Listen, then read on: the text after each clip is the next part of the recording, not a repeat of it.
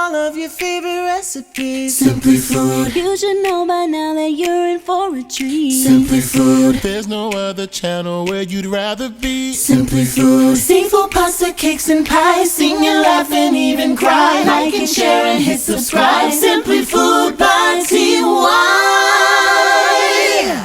Hey, what's up, y'all? It's your boy, Simply Food by TY, and today we are back with a very fun, quick, and easy breakfast burrito that is loaded. So let's talk about some of the ingredients. So this particular burrito is going to be stuffed with steak, potatoes, fried onions, eggs, guacamole. So the first thing you're going to want to start with is finding the perfect piece of steak or the perfect cut of steak that you prefer. So I'm not even going to sit here and say that you have to use a particular type of steak, because in all honesty, you can use honestly whatever you want.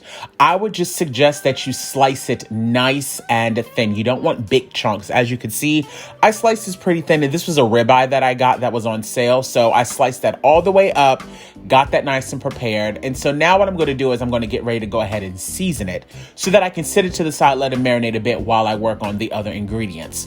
So I'm going to keep it really, really basic. I'm using the Grill Mates hamburger seasoning. You can also use the steak seasoning. It's completely up to you. And I'm using, I would say, about a teaspoon to a teaspoon and a half of 100% pure avocado oil.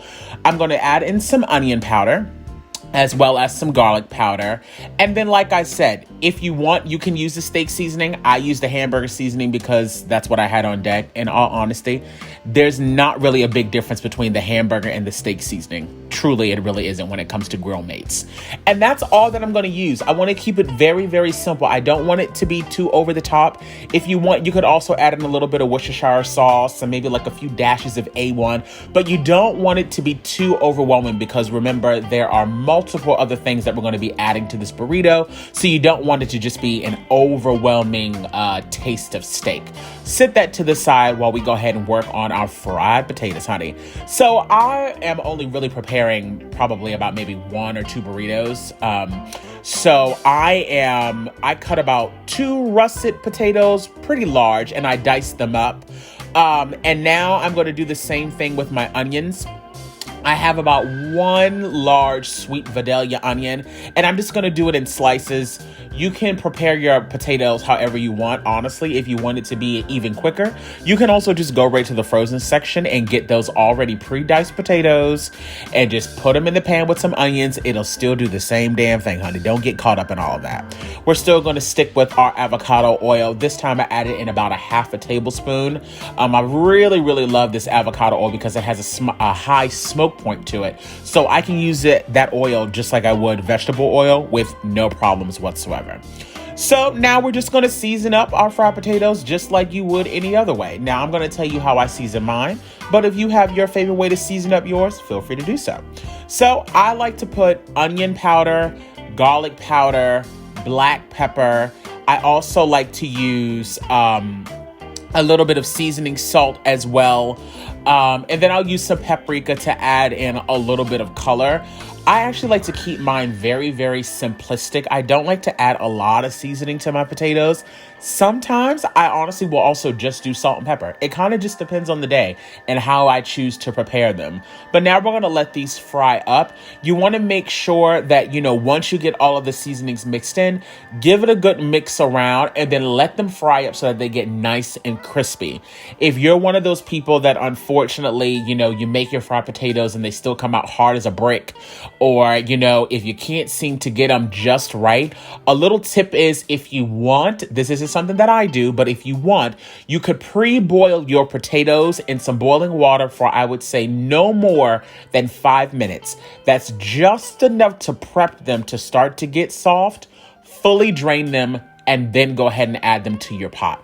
I don't particularly do that because I like a little bit of crunch to my potatoes when I have my fried potatoes. I don't like mashed potato fried potatoes. I don't like my fried potatoes way too soft. It's just not my cup of tea. But if you have difficulties making fried potatoes, that is a good way to do it. So now that you can see we're getting some good caramelization on those onions, they're starting to get beautifully browned. This is around the time when you want to go ahead and taste it to see if you want to add any extra seasonings to it. And if they're good to go, Go ahead and remove those, set those to the side because now those are good, and we'll come back to those when it's time to assemble our burrito. Now let's go on ahead and move over to our lovely steak. Once again, we're gonna add in a little bit more of that avocado oil. And now we're just gonna cook this off. Now be mindful, because your steak is cut so thin, you do not want to overcook this, or you're gonna end up with very tough pieces of steak.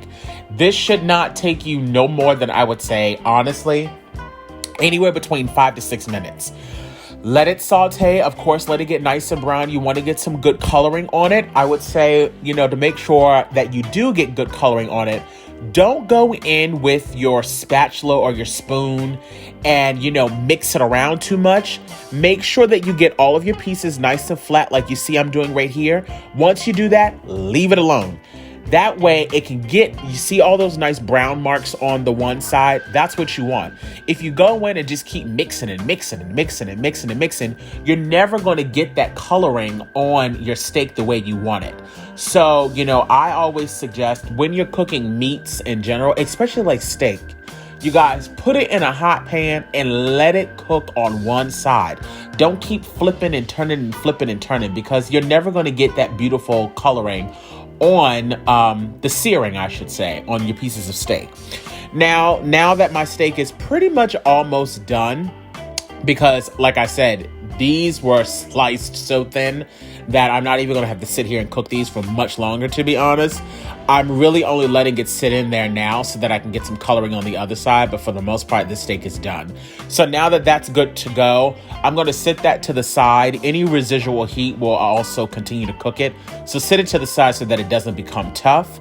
Now let's work on our egg. Now, like I said, because I'm only making one burrito at this particular point, I think I only used one egg, for this. I might have used 2, but in all honesty, if you're making this recipe, you're probably going to be making more than, one burrito. So, I would say use anywhere between 2 to 3 eggs to scramble if you're going to make more than one burrito. Like I said, this is nothing fancy. This ain't nothing but scrambling an egg, honey. If you don't know how to scramble an egg, well, shit, I don't know what to tell you, Chad. But what I will say is that I like to keep it together. I don't like to break it up too much, only because I find if you keep the egg a little bit more on the whole side, you don't have to worry about it breaking apart and falling all out of the burrito later on down the line. So I kind of like to keep it in the shape of an omelet in a sense. Now, if you have some fresh guacamole, feel free to do so. But once again, this is one of those quick recipes where I honestly just use my favorite store-bought guacamole. And as you can see, I have 2 flour tortillas here that I overlapped so that I can make it into a bigger one. Now, if you already have those oversized tortilla shells, then of course you don't have to use 2, but I didn't, so that's the reason why I did it. As you can see, now I put my egg down. I'm going to put in a little bit of cheese, and the reason why I put the guacamole down first is that's going to act like a good glue. That's really going to adhere those 2 tortilla shells together. Now we're going to put in a little bit of our fried potatoes and onions. Now, the one thing I will say is that one of the biggest mistakes people make when it comes to making burritos is they overstuff them.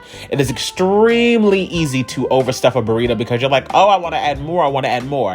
And then the next thing you know, you can't even close it and it becomes a mess. Trust me, you don't need to do all of that. Now, as you can see, I'm making sure that I'm lining my steak up. This might seem like, overkill, but you want to make sure that you have a piece of steak in every single bite. So that's the reason why I do it that way. Now that I have, all of the good stuff on the inside, now we're going to roll it up. You're going to take both sides to fold, and then you're just going to roll it over. It's just that simple. It's not hard to roll up a burrito. That way you can make sure that the inside stays closed and then none of your stuff falls out. And you want to pat it down really, really nice and tight. It also helps if the meat and the potatoes are still kind of warm, because that'll, make the that will make your tortilla a little bit more pliable to use. Now I'm going to top it off with some lovely salsa. You could also use some pico de gallo if you would like, if you don't want salsa. And then I'm going to top it with a little bit of cojita cheese on the top.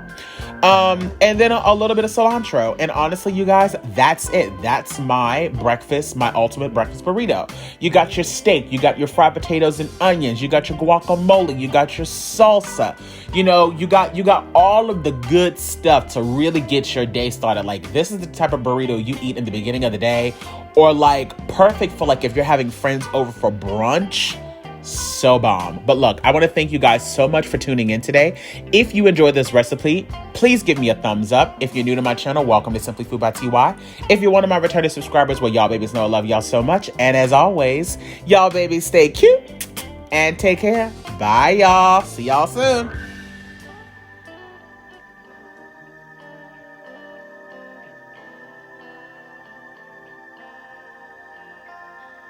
Slaying in the kitchen. Simply Food by TY. We hope that you enjoyed it. Simply Food by TY. If you haven't took the time, make sure you subscribe. Thanks for watching. Thanks for watching. Thanks for watching Simply Food by TY.